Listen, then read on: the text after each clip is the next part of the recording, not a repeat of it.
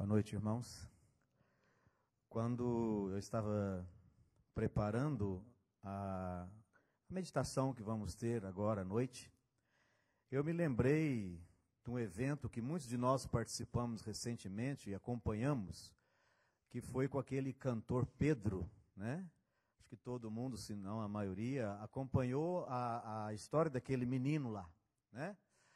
E é interessante que quando a gente é pai, a gente, quando ouve histórias, como foi a história dele, a gente sente um pouco a dor e sofre, como os pais sofrem. Mas o que me chamou a atenção naquela história é que eu tenho assim comigo um forte sentimento que o pai daquele menino disse para ele para não dirigir à noite após o show. E foi isso que aconteceu, todos que acompanharam a notícia, né? Foi exatamente isso que aconteceu. Ele terminou um show, era tarde da noite, foi aqui pertinho, em Tupaciguara, né? E após o show, que já estava tarde, ele resolveu voltar para Goiânia. E os noticiários disseram que possivelmente ele dormiu no volante e teve aquele acidente terrível, e todos nós acompanhamos quão terrível, né, foi a recuperação dele e a dor que a família sentiu. Mas uma coisa que também me chamou a atenção foi o desprendimento do pai. No meu entendimento, o pai do Pedro, o Leandro, né? O Leonardo, ele fez, no meu entendimento, tudo o que estava ao alcance dele para poder ajudar o filho dele a voltar como ele está hoje, né? Fez o transporte lá de Goiânia para um grande hospital em São Paulo, pediu que fosse dado todas as necessidades que ele precisasse para que ele voltasse ao estágio que ele hoje está. Muito bem. Aí eu fiquei pensando comigo mesmo, será que se o Pedro, não sei se ele vai voltar a cantar, parece que sim, será que se o Pedro fizer um outro show, que terminar tarde da noite, será que o Pedro vai pegar o carro e voltar para casa? Não sei. Mas vamos supor que ele faça isso. Que ele pegue o carro e volte para casa. E ele sofra novamente um outro acidente. Qual será que vai ser a reação do Leonardo? Qual será que vai ser a reação do pai dele? Vocês acham que o pai dele vai falar, não, agora não, né? Eu já acudi da primeira vez, fiz todo o meu desprendimento, gastei muito dinheiro, coloquei ele novinho em folha, e agora ele vai e faz isso de novo? Vocês acham que ele vai fazer isso? Eu tenho certeza que não. E tenho certeza que se ele puder desprender mais para fazer com que o filho dele volte à situação original, ele vai fazer. E é assim que o nosso Deus, queridos, ele age conosco. Não importa o que somos, o que temos, o que fazemos. Ele faz de tudo para que nós possamos estar bem. E é com isso em mente que eu gostaria que vocês acompanhassem, aqueles que trouxeram a sua Bíblia, uma leitura que está em Atos 12. Gostaria que vocês acompanhassem comigo essa leitura, porque tem algumas coisas aqui nesse evento que eu gostaria de meditar com vocês nessa noite. Ali diz o seguinte, Atos 12, na minha versão, a partir do versículo 1. E por aquele mesmo tempo o rei Herodes estendeu as mãos sobre alguns da igreja para os maltratar. E matou à espada Tiago, irmão de João. Esse era um discípulo de Jesus. E vendo que isso agradara aos judeus, continuou mandando prender também a Pedro. E eram os dias dos asmos, ou dos pães asmos. E havendo prendido, o encerrou na prisão, entregando a 4 quaternos de soldados, para que o guardassem, querendo apresentá-lo ao povo depois da Páscoa. Pedro, pois, era guardado na prisão, mas a igreja fazia contínua oração por ele a Deus. E quando Herodes estava para fazer, nessa mesma noite, comparecer, estava Pedro dormindo entre dois soldados, ligado com duas cadeias, e os guardas diante da porta guardavam a prisão. Versículo 7. E eis que sobreveio o anjo do Senhor, e resplandeceu uma luz na prisão, e tocando a Pedro na ilharga, o despertou, dizendo: levanta-te depressa. E caíram-lhe das mãos as cadeias. E disse-lhe o anjo: cinge-te e ata as tuas alparcas. E ele o fez assim. Disse-lhe mais: lança as costas a tua capa e segue-me. E saindo seguia, e não sabia que era real o que estava sendo feito. Ele achou que estava sonhando, mas cuidava que via alguma visão. E quando passaram a primeira, a segunda guarda, chegaram à porta de ferro que dá para a cidade, a qual se lhes abriu por si mesma. E tendo saído, percorreram uma rua, e logo o anjo se apartou dele. E Pedro, tornando-se a si, disse: agora sei verdadeiramente que o Senhor enviou o seu anjo e me livrou das mãos de Herodes e de tudo que o povo dos judeus esperava. E considerando ele nisto, foi à casa de Maria, mãe de João, que tinha por sobrenome Marcos, onde muitos estavam reunidos e oravam. E batendo Pedro à porta do pátio, uma menina chamada Rode saiu a escutar. E conhecendo a voz de Pedro de gozo, não abriu a porta, mas correndo para dentro, anunciou que Pedro estava à porta. E disseram: estás fora de ti? Outros falam: você está louca? Mas ela afirmava que era assim, e diziam: é o seu anjo. Vamos parar por aqui.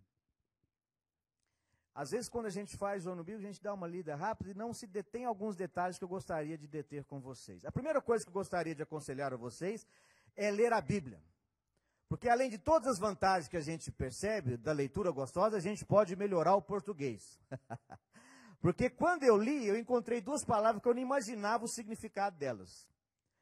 E aí fica para vocês aí também a lição de hoje. No versículo 7 tem a palavrinha ilharga, né? Pelo menos na minha versão, diz que o anjo tocou na ilharga do Pedro. Falei: meu Deus, o que é isso? Aí fui ver que é uma parte lateral do corpo aqui na costela, né? E depois, um versículo mais para frente, aí falou que o Pedro que tinha que atar as alparcas. E eu também não sabia o que era. Aí fui ver as sandálias. Aí o texto ficou totalmente entendido por mim. Então, pelo menos para aprender o português, já é bom ler a Bíblia, viu, gente? Né? Muito bem.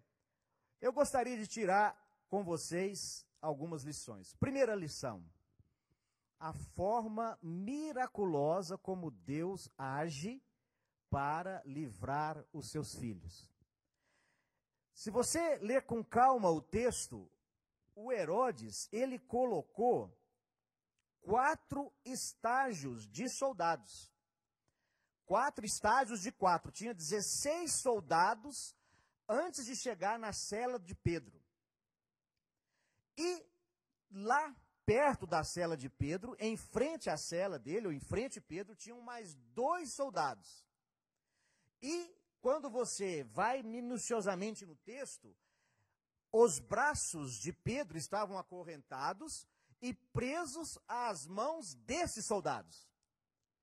Ou seja, se Pedro mexesse de alguma forma, fizesse algum movimento, eles iam perceber a presença de Pedro. Quer dizer, humanamente falando, era o quê? Impossível para Pedro fugir, né?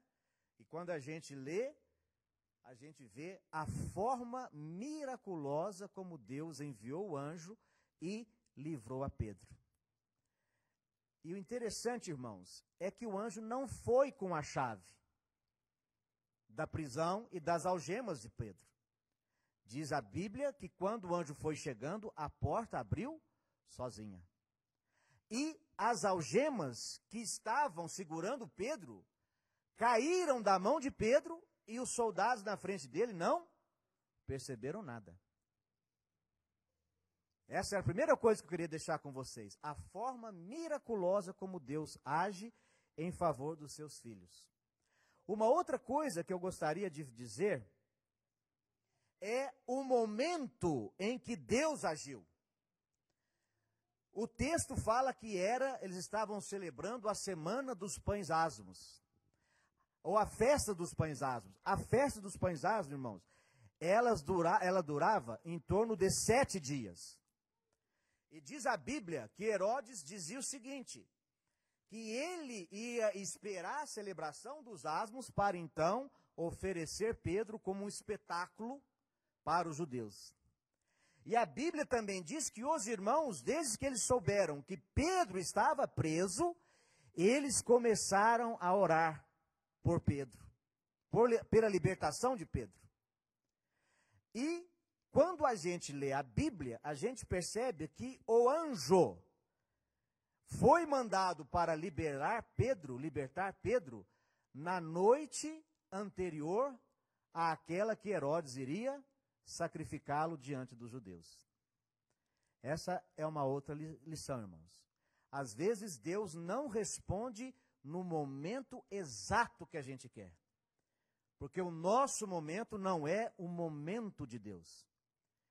Eu sei que muitos de vocês vieram aqui com os seus pedidos diante do altar do Senhor, mas Ele sabe a hora exata que Ele vai atender o seu pedido. Tem um texto que eu achei muito disso, que os extremos dos homens é a oportunidade de Deus. E tem uma outra lição que eu gostaria de destacar com vocês. Quando o anjo miraculosamente liberta Pedro e passa por 2 guardas de 4 soldados cada um, ninguém percebe nada. Tem uma luz, ninguém percebe nada. Nenhum momento os guardas percebem que Pedro está fugindo. Tanto que no outro dia, Herodes manda buscar Pedro e quando os soldados chegam lá, eles são surpreendidos que Pedro não está lá mais. Interessante isso. Então, enquanto o anjo está providenciando a libertação de Pedro, ninguém percebe nada e o anjo está ao lado de Pedro. E diz a Bíblia que quando ele foge da prisão e leva Pedro para fora da prisão e chega na rua, fora da prisão, a Bíblia diz que o anjo se apartou dele. Então, queridos, Deus age, Deus atende até o momento em que você pode continuar tocando por você mesmo. O impossível para os homens é o possível para Deus. Mas Ele vai querer que depois do livramento você continue tocando a sua própria vida. E o anjo não levou Pedro dali para frente. A hora que ele estava liberto, o anjo sumiu. Agora, mais uma liçãozinha que a gente consegue tirar deste texto. Quando Pedro bate a porta. Quando Pedro bate a porta, a menina que chama Rode vai atender. E a Bíblia diz que a igreja estava em contínua, no versículo 5, contínua oração por ele a Deus. Então, quando Pedro bate na porta, ela percebe que é Pedro e vai avisar aos outros, olha, o Pedro está aí na porta. Qual a reação dos irmãos? Você ficou louca? E isso me chamou a atenção. Eles não estavam orando pela libertação de Pedro? E o Pedro não apareceu na porta? Qual a surpresa? Não era isso que eles estavam orando? Eu sei de uma história que numa região existia uma seca muito grande e as pessoas poderiam perder muitas plantações por causa de falta de chuva. E aí então, elas resolveram reunir a comunidade daquela região, né, agropecuária, e falaram, vamos lá para a igreja da cidade e vamos orar a Deus para que possa chover. E numa família, foi sair na família e a filhinha saiu com o guarda-chuva no braço. Aí o pai, mas o que é isso, menina? É o guarda-chuva. Mas para que você está usando isso? Mas não vamos orar para chover? Estou levando o guarda-chuva. E aí, eu vejo a mesma coisa aqui na história do Pedro. O versículo 5 fala, eles estavam em contínua oração a Deus. E quando Pedro aparece, eles chamam a menina de louca.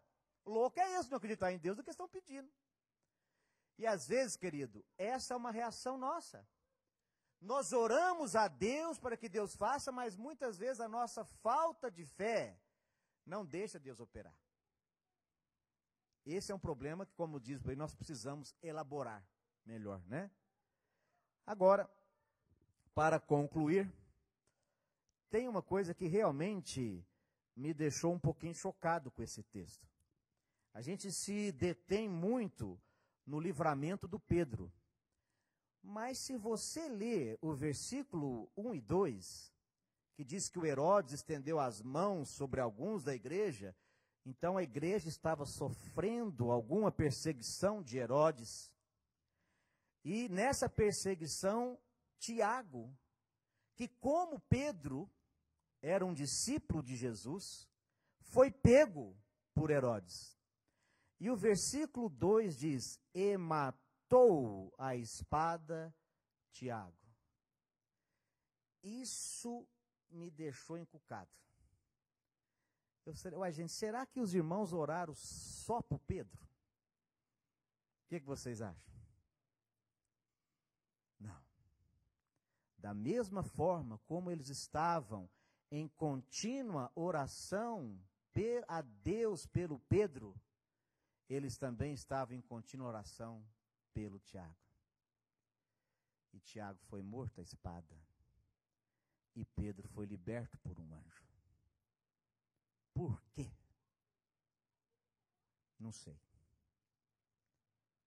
Eu gostaria de ter essa resposta na ponta da língua para você, mas eu não sei.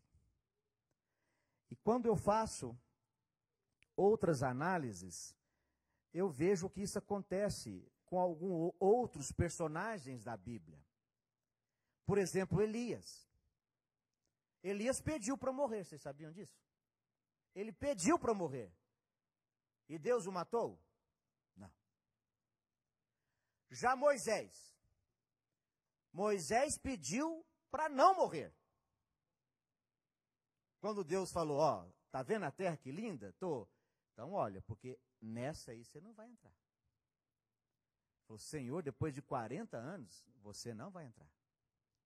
Ele pediu para não morrer, mas ele morreu. Por quê? Não sei. Paulo. Às vezes eu vejo a história de Paulo e eu acho que se ele fosse levantar um processo de perdas morais e danos, ele ia ficar milionário. Porque quando você pega a lista de Paulo, o tanto que ele sofreu, que ele foi apedrejado, que ele foi açoitado, que ele foi preso, tem uma lista lá, enorme. Ele ia ficar milionário com processos legais nisso. Quantas vezes Paulo foi liberto? Por oração dele, por oração da igreja. Você pega a história de Paulo todinha e você vê o livramento. Mas em um momento, eu quero crer que Paulo orou para que ele não fosse decapitado. E aí ele foi. Por que ele, ou a sua oração, não foi atendida quando ele pediu para não ser decapitado? Não sei. E eu queria até compartilhar com vocês experiência pessoal que nós tivemos. Acho que muitos aqui, se não todos, acompanharam o problema que nós tivemos de saúde com a minha mãe. Né? Desde que ela operou em São Paulo, a entrada e a saída dela na UTI foram várias vezes. A Carmen, meu irmão, ligava de São Paulo, UTI. Aí a gente já caía tudo de oração. Uma vez ela entrou no UTI com um batimento cardíaco a quase 200, porque ela estava com uma infecção generalizada. E ela tinha feito uma cirurgia cardíaca. E, com a graça de Deus, ela saiu da UTI, voltou para o quarto. Depois teve um outro problema, e aí ela voltou para a UTI. E aí nós oramos, entregamos na mão de Deus, e ela voltou para o quarto. E um dia ela voltou para Uberlândia. E ficou conosco por mais uns 2 anos e pouquinho. Até que um dia, ela também ia voltar para a UTI, até que um dia que ela foi para a UTI, nós oramos, e aí dessa vez ela não voltou mais. Por quê? Não sei. Esse final de semana, como foi colocado aqui, nós passamos por um momento muito triste, que foi a perda da Thalita. A Thalita entrou na UTI com o mesmo motivo clínico que a mamãe entrou. Infecção generalizada.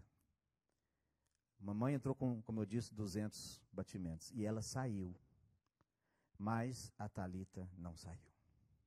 Por quê? Não sei. A única coisa que eu sei, irmãos, é o final daqueles heróis bíblicos. Isso eu sei, isso eu posso falar para você. Elias pediu para morrer. Deus não o matou e levou para o céu numa carruagem de fogo. Moisés pediu para viver. Deus, entre aspas, o matou, o ressuscitou e hoje ele está junto com Elias. Eu não sei dizer porquê, mas quando eu olho a história desses homens, eu sei que o fim é um fim muito melhor do que aquilo que nós queríamos. Quando eu penso no sofrimento da minha mãe, eu fico realmente muito triste. Mas quando eu penso que o fim, e eu espero um dia encontrá-la no céu, eu vejo que o fim de Deus é o melhor do que o meu momento. E eu também não sei por que a Thalita não está mais conosco hoje. Mas eu acredito que o fim é o melhor. O fim que Deus está preparando para todos nós é melhor que o nosso momento hoje. Então, querido, qualquer que seja o seu pedido que você tenha feito, eu queria recomendar que você passasse a conhecer um pouco mais de Deus. Talvez nós não vamos entender, nós não vamos ter a resposta, mas se nós conhecermos melhor a Deus, nós vamos saber que o que Ele quer para nós, no fim, é o melhor do que nós queremos no momento. Que Deus nos abençoe e que possamos voltar para casa com essa esperança.